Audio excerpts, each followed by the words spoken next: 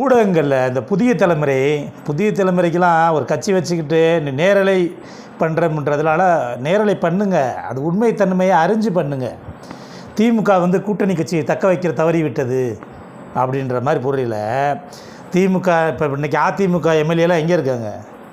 அதிமுக ஏன் தன்னை மீறி போயிடுவான்ற ஒரு பயத்தில் தான் கொண்டு போய் புதுச்சேரியில் போய் தங்க வச்சுருக்காப்புல எடப்பாடி பழனிசாமி. இன்றைக்கி முடிஞ்சவனை தான் வர சொல்கிறாரு நாளைக்கு காலையில். இங்கே என்ன திமுக கட்சிக்கார எம்எல்ஏ இங்கே தங்க வச்சுருந்தாங்களா? இல்லை கூட்டணி கட்சிகளை போய் யாராவது போய் முதலமைச்சர் நேரடியாக பார்த்து நிப்பாட்டம் நினச்சா நிப்பாட்டிருக்க முடியாதா? இன்றைக்கி முதலமைச்சர் முத்துவேல் கருணாநிதி ஸ்டாலின் போட்ட பிச்சை தான். இன்றைக்கி நீங்கள் விஜய் முதலமைச்சர் ஆகிறாருன்னா 108 ஜெயிச்சு முதலமைச்சர் ஆக முடியாது. இன்றைக்கி கம்யூனிஸ்ட்டுகள் யாரும் உங்களோட அமைச்சரவை கேண்டிலாம் வரல. இந்த கட்சி இப்போ போய் தேர்தல் இன்னொரு தேர்தல் வந்துடக்கூடாது, மக்கள் இப்போ எதாவது போட்டிருக்காங்க, மிஸ்ஸில் பண்ணாலும் இது பண்ணாலும் இன்றைக்கி ஒரு மெஜாரிட்டியாக இருக்கிறதுனால இன்றைக்கி ஒரு கொடுத்து பார்ப்போம். கொடுத்து பார்த்தாதான் விஜயோட இது தெரியும். ஏன்னா இது விஜய் ஆட்சி அமைக்க விடலைன்னா என்ன ஒரு வந்துடும், பாருங்கள் இவ்வளோ ஜெயிச்சார் கொண்டாரு, அவரை கவுத்துட்டாங்க அப்படி சொல்லி சில தற்கொலைகள் பேசுங்க, சில சங்கிகளும் பேசுவாங்க. அதை தவிர்த்துட்டு அது முழுக்க முதலமைச்சர் இன்னைக்கு கடைசியாக போன கூட்டணி கட்சி இஸ்லாமிய அமைப்பு கூட என்ன சொன்னாங்க, முதலமைச்சர் எந்த வழியிலையும் எதிர்க்கட்சியாக செயல்படணும்னு நினச்சிருக்காரு, யாரை தடுக்கணும்னு இல்லை, பிஜேபி உள்ளே வந்துடக்கூடாதுன்றதை தெளிவாக இருக்கார். அப்படின்னா அதை புரிஞ்சுக்கிறணும். நீங்கள் தற்கொலையெல்லாம் எல்லாத்துக்கும் சொல்லி வருங்க, திமுக தான் இதுக்கு காரணம், திமுக தான் அதுக்கு காரணம். நீங்கள் பதவி ஏறி நாளைக்கு அமைச்சராக முதலமைச்சராக புரியனா இதுக்கு காரணமும் முதலமைச்சர் முத்துவேல் கருணாநிதி ஸ்டாலின் இதுக்கு மட்டும்தான். மற்ற ஏன்னா பார்த்து செய்யக்கூடியவர். ஆனால் அந்த இடத்துல வேறு யார் அப்படி இருந்திருந்தால் கூட, இப்போ அம்மையார் இருந்தாங்கன்னா இந்த இதை செஞ்சுருப்பாங்களா? நேரம் பொங்கி எழுந்திருப்பாங்க. எப்படி போகணும்னு கூட்டணி கட்சிகளோட பேசி வர சொல்லி வச்சு போகக்கூடாது அப்படின்ற மாதிரி எதுவுமே பேசலை அவர் அமைதியாக. ஏன்னா பிஜேபி வேறு மாதிரி திட்டங்கள் போடுது. இன்றைக்கி எதிர்கட்சியாக கூட ஆகலை அதிமுக, ஆனால் அது ஆளுங்கட்சி ஆகிறதுக்கு துடிக்குது. காங்கிரஸ் 5 சீட்டு தான், அது அமைச்சராக துடிக்குது. ஆனால் திமுகன்றது என்றைக்கு அது மக்களால் திறந்துக்கப்பட்டாலும் சரி, ஓட்டு இயந்திரத்தால் தோற்கடிக்கப்பட்டிருந்தாலும் சரி, தோல்வியை ஒத்துக்கிட்டு எதிர்கட்சியாக செயல்படுவோம். ஏன்னா நீங்கள் செயல்பட்டால் தான். நீங்கள் ஒரு திட்டங்கள் சொல்லியிருக்கீங்க ராஜா, வாங்க மாதம் 2500 தரம்ன்றிருக்கிய, 6 சிலிண்டர் தரம்ன்றிருக்கிய, மகளிர் எல்லா பேருந்து அரசு பேருந்தில் வரணும், இதெல்லாம் செய்யுங்க. செய்யும் போது தெரியும். எங்கேயோ ஒரு பிள்ளை எங்கேயோ தவறு நடந்தால் கூட அதுக்கு திமுக தான் காரணம்னு சொல்கிறீங்கல்ல, அந்த புரிதல் இப்போ தான் உங்களுக்கு வரும். விஜய் அப்போ தான் நினைப்பார், என்னடா அங்கே தப்பு பண்ணதுக்கு நம்மளை சொல்கிறாங்க, அம்மாட்ட எடுத்த திமுக சொன்னமே அப்போ தப்பு அப்படின்னு விஜய் தற்கொலைக்கு இனிமேல் தெரியும். ஏன்னா இன்றைக்கி வர அவர் முதலமைச்சர் ஆகலை, அதனால் தற்கொலை விஜய் தான் அப்படின்றதுனால அவர் என்ன அதை புரிஞ்சுக்கிறணும். போராட்டி எதுக்கு எடுத்தாலும் திமுக அது பண்ணது, திமுக இது பண்ணது, திமுக அதுக்கு பண்ணது. சில திமுககாரர்கள் சில பேரே பார்த்துருக்கேன், திமுக சேர போதாமலே என்கிட்ட நிறையா பேர் போராடிச்சு பேசுமாலும் அது எப்படிங்க சேருவாங்க? முதலமைச்சர் அப்படிப்பட்ட ஆள் இல்லை. அப்படியே சேர்ந்தாலும் என்ன எடப்பாடியை முதலமைச்சராக்கி ஆகணும் நம்ம கூட கனகவா? அதுக்கு தற்கொலை ஆண்டா கொஞ்சம் நேரத்தில் மக்களே காரி தூக்கிட்டு போகிறான். இன்றைக்கி கம்யூனிஸ்ட் கட்சிகள் ஆதரவு தெரிவிச்சிருக்காங்க. நாளைக்கு விஜய் ஏதாவது ஒரு தவறான முடிவுக்கு ஒன்றிய அரசுக்கு மேலே கையெழுத்து போடுறாங்கன்னா வாபஸ் வாங்கிடுவாங்க. அன்றைக்கி ஆட்சி கலைஞ்சிரும். அது 6 மாதம் இருக்க போதா, 2 வருஷம் இருக்க போதா, 5 வருஷம் இருந்தாலும் வாழ்த்துக்கள், அது வேறு. ஆனால் 5 வருஷம் நீங்கள் உண்மையாக இருந்தீங்கன்னாதே கட்சிகள் ஆதரிக்கும். ஏன்னா இன்றைக்கி இருக்கவங்களுக்கு ஆதரவுல அந்த 13 எம்எல்ஏக்கள் யார்? திமுகக்காரன் உழைப்பில் ஜெயிச்சாள். இங்கே தற்கொலைகள் இந்த அளவுக்கு பண்ணி ஓட்டு எந்திரத்தில் பண்ணி இதெல்லாம் தாண்டி ஜெயிக்க வச்ச திமுககாரன் தான். ஏன் கம்யூனிஸ்ட் எத்தனை இடத்துல நின்று ஃபுல்லாக கம்யூனிஸ்ட் கொள்கை பிடிப்பாக இருக்கும். ஆனால் முழுக்க கம்யூனிஸ்ட்டுக்கு வேலை பார்த்தது திமுக தான் இருக்கும். கம்யூனிஸ்ட்டு கூட கொள்கை பிடிப்பு. காங்கிரஸ்காரர் நினச்சி பாருங்கள், காங்கிரஸ்காரர்களுக்கு எங்கேயுமே தொண்டர்களே இருக்காது, கட்சி தலைமை தான் பெருசாக தெரியும். இதே கார்த்திகை சிதம்பரம் யார் நின்றாலும் திமுக தான் இறங்கி வேலை பார்க்கும், கிளை ரீதியாக பூத்து ரீதியாக. அப்படிப்பட்ட ஆளுகளுக்கு இன்றைக்கி போய்கிட்டு இன்றைக்கி உடனே ஒரு ஆட்டம் போட்டு வெடி போட்டுன்னா நீங்கள் வெடி போடுறது, நீங்கள் வெடி போடும் போது முத்துவேல் கருணாநிதி ஸ்டாலின் உங்களை முதலமைச்சர் ஆக்கியிருக்காருன்னு வச்சுக்கோங்க. இப்படி ஒரு நல்ல மனிதரை நம்ம நாளை பேசியிருக்கிறோமே அப்படின்றது விஜய் நினைக்கணும். இன்றைக்கி விஜய் போகிறால கம்யூனிஸ்ட் அலுவலகத்துக்கு, இதே கம்யூனிஸ்ட்லாம் உங்களுக்கு நம்பி வந்தால் ஆளை கூட்டணிக்கு வரமாட்டாங்க. நீ ஏன்னா தற்கொலை இன்றைக்கி வர அவங்க ஏன் இன்றைக்கி உள்ள ஆட்சிக்கு உள்ளே வரமாட்டாங்க? ஆட்சி அதிகாரத்துக்கு போய் கம்யூனிஸ்ட் வர மாட்டாங்க சொல்லி மற்ற ஆள் வாங்கிறது யார்? ஏன் தயக்கம்? ஏன்னா நீ என்ன செய்ய போறீன்றது இன்னும் தெரியாது.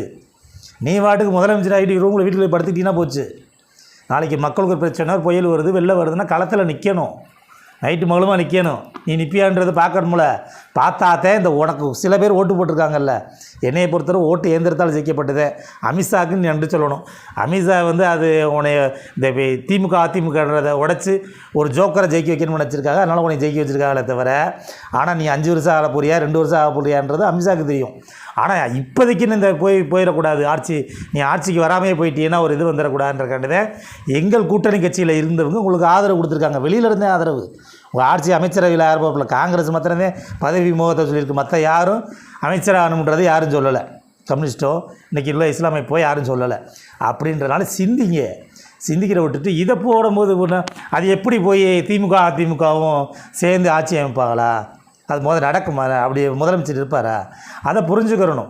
திமுகக்காரில் அது என்ன வருது, நம்ம எப்படிப்பட்ட கட்சி. இன்றைக்கி நான் 4 வருஷமாக தான் திமுகவில் இருக்கேன். அதுக்கு முன்னாடி 10 வருஷம் நாம் தமிழில் தான் இருந்தேன். இருந்தாலும் இன்றைக்கி இந்த 4.5 வருஷத்தில் முதலமைச்சரை அவளை புரிஞ்சு வச்சுருக்கோம். இதை செய்வார், இதை செய்ய மாட்டார் அப்படின்றதுனால. நீங்கள் ஆரம்பத்தில் 20 வருஷமாக இருக்கேன் 30 வருஷமாக இருக்கேன் திமுகவில் இருக்குன்னு சொல்கிற ஆள் ஃபுல்லாக என்னையை பொறுத்தவரை அறிவு சார்ந்து யோசிங்க. அதிமுகவில் போய் இணைச்சி அதிமுக முதலமைச்சர் ஆகுமா? அது கொஞ்சமாக புரிதல் இருக்கா? நேற்றே அது போட்டிருப்பேதை. இருந்தாலும் இது உங்களுக்கெல்லாம் தெரியட்டும்.